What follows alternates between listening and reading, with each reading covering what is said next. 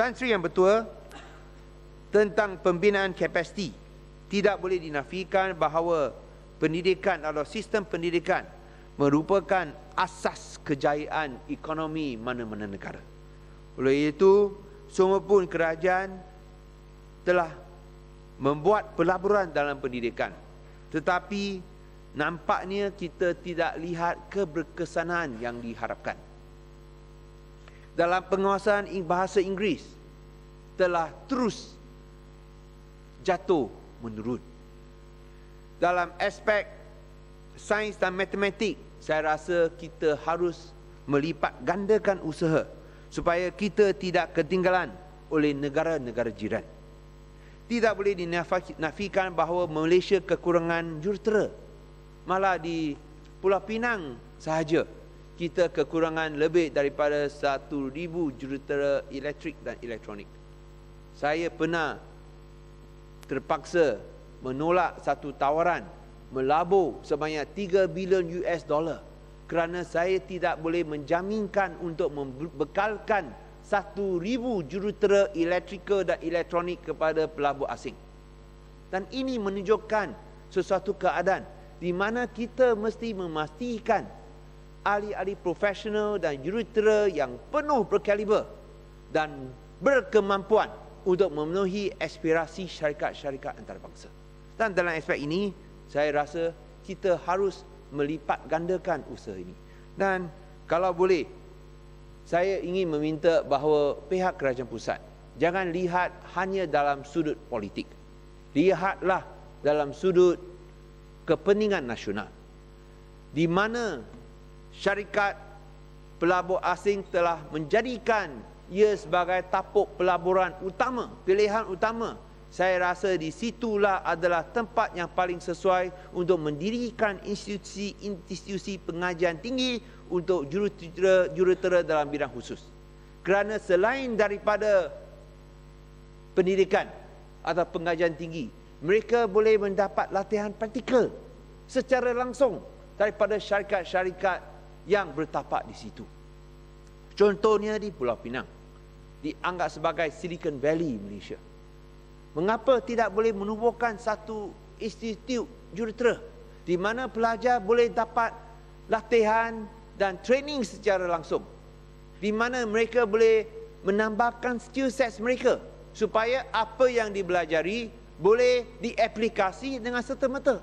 Kerana bila kita lihat keadaan sekarang, sistem pendidikan sekarang, nampaknya kita terasing sekali. Apa yang kita belajar, bila kita pergi ke sektor swasta, macam tidak boleh diguna pakai. Mereka harus diberikan latihan semula, sekurang-kurangnya setahun, sebelum mereka boleh diserapi dengan sepenuhnya dalam syarikat tersebut.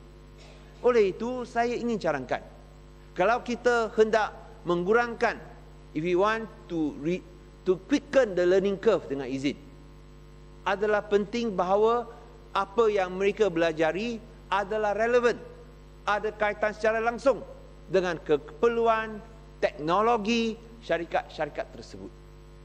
Dan di sini dalam aspek pendidikan, sungguh pun pendidikan penting, tetapi kalau sekiranya dia tak ada nilai komersial, saya rasa ia tidak begitu berbaloi.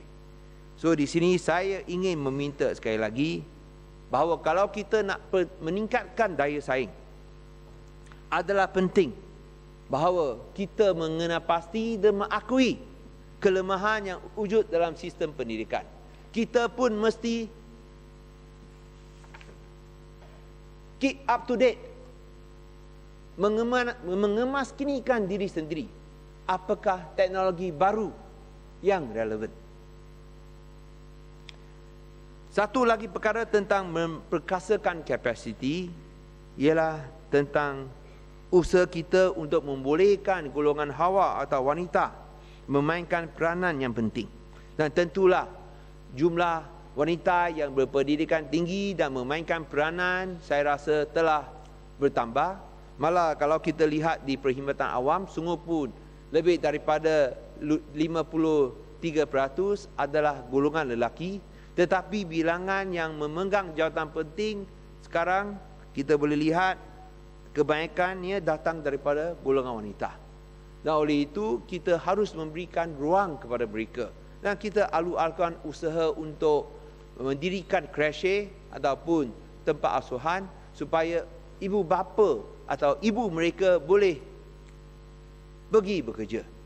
Dan di sini mungkin tak ada kaitan langsung, tapi saya rasa saya harus sebut tentang isu ini yang saya rasa mengganggu banyak perasaan rakyat Malaysia, iaitu malapetaka yang dialami oleh gadis-gadis Penan di Sarawak, di mana mengikut siasatan yang dibuat oleh pihak kementerian sendiri mengakui bahawa gadis-gadis yang belum cukup umur 16 tahun dirogol oleh pekerja-pekerja syarikat-syarikat balak. Tan Sri Yang di-Pertua, kita semua ada anak perempuan. Kita jaga mereka daripada kecil hingga besar dan memastikan mereka dalam keadaan selamat.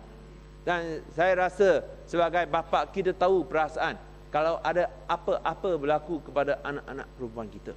Dan bila kita baca dalam surat khabar, gadis yang hendak pergi ke sekolah terpaksa tumpang kenderaan pekerja-pekerja balak dan setiap hari menghadapi risiko dirogol, saya rasa itu adalah sesuatu yang tidak boleh diterima.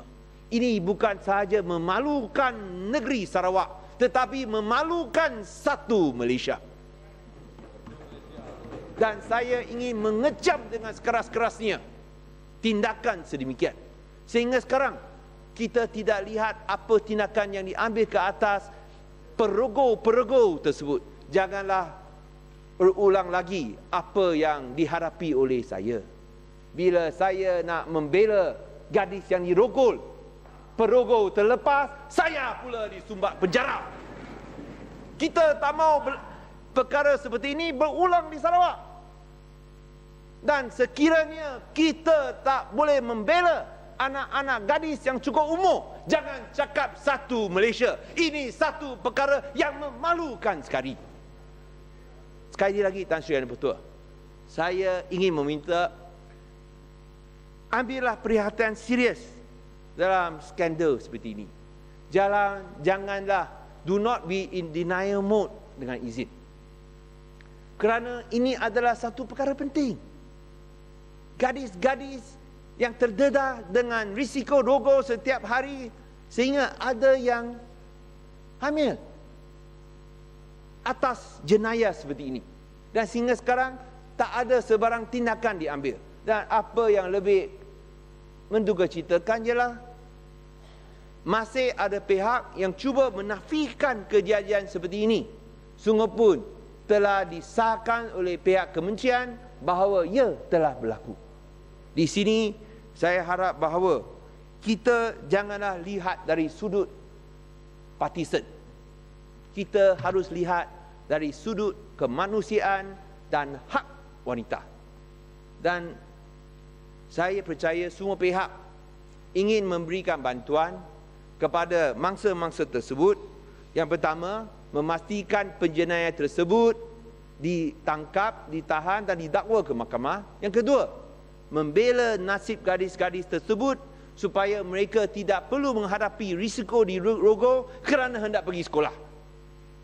Kalau tidak, saya rasa perkara ini bukan sahaja memalukan Sarawak dan Malaysia, tetapi akan menghampakan rakyat Malaysia. Kerana kalau keselamatan yang begitu asas ini tak dapat dijaminkan, apa maknanya perbelanjaan yang begitu besar untuk pasukan keselamatan kita? Minta laluan sikit, Yang Berhormat. Tanggapannya, sila.